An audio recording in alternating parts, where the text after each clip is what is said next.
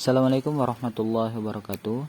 Hai teman-teman, kali ini kita akan membahas flowchart pendapatan dan pengeluaran di PT Zahiranet.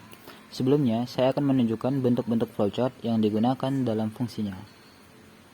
Yang pertama adalah terminator, yang kedua adalah dokumen, ketiga adalah manual proses, keempat data, kelima decision, keenam merge, dan yang terakhir adalah konektor.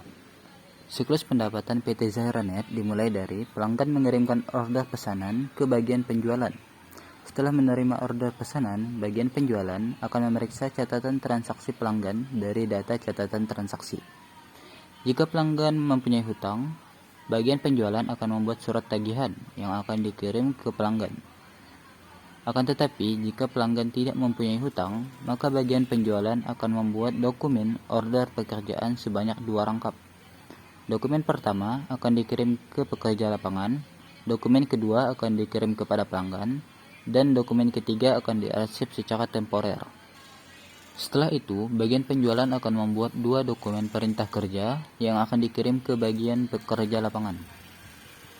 Setelah menerima order pekerjaan dan 2 dokumen perintah dari bagian penjualan, bagian lapangan akan memulai pekerjaan.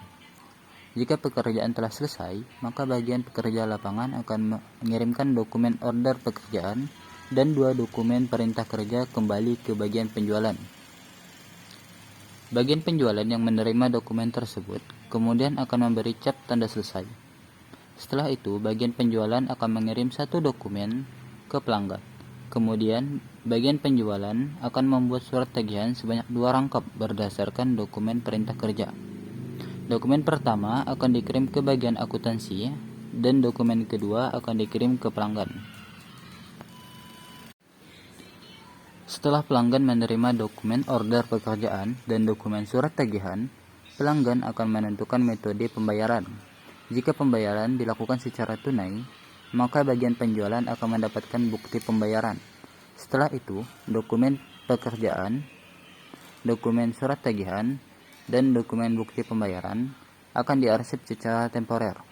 Jika pelanggan membayar setelah pekerjaan selesai, maka pelanggan akan menunggu dokumen perintah kerja dari bagian lapangan. Setelah mendapat dokumen perintah kerja, pelanggan akan melakukan pembayaran dan bagian penjualan akan membuat bukti pembayaran.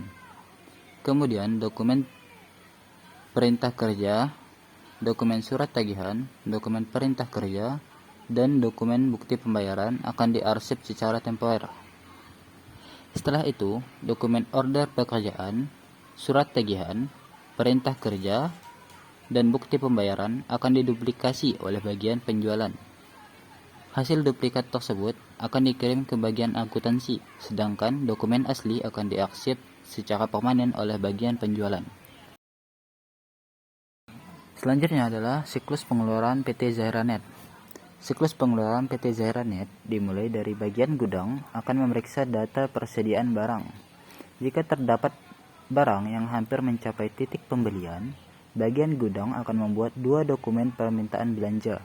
Dokumen pertama akan diarsipkan secara temporer dan dokumen kedua akan dikirim ke bagian keuangan.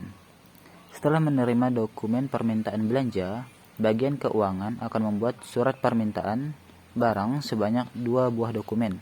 Dokumen pertama akan diarsipkan secara temporer oleh bagian keuangan, dan dokumen kedua akan dikirim ke bagian pemasok.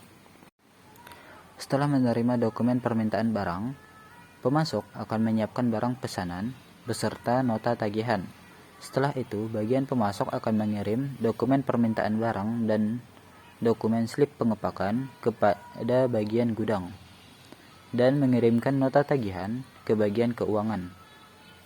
Bagian keuangan yang menerima nota tagihan dari pemasok akan menggandakan nota tersebut. Nota pertama akan dikirim ke bagian akuntansi dan nota kedua akan diarsip secara permanen oleh bagian keuangan. Setelah barang diterima oleh bagian gudang akan merekonsiliasi atau mencocokkan dokumen permintaan belanja dengan dokumen permintaan barang dan dokumen slip pengepakan dari pemasok. Jika barang sesuai, Bagian gudang akan membuat dokumen penerimaan barang sebanyak 3 buah.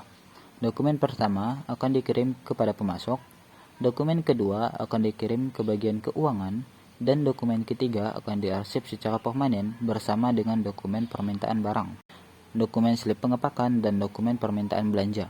Setelah menerima penerimaan barang dari bagian gudang, bagian keuangan akan membuat surat perintah bayar ke pihak bank.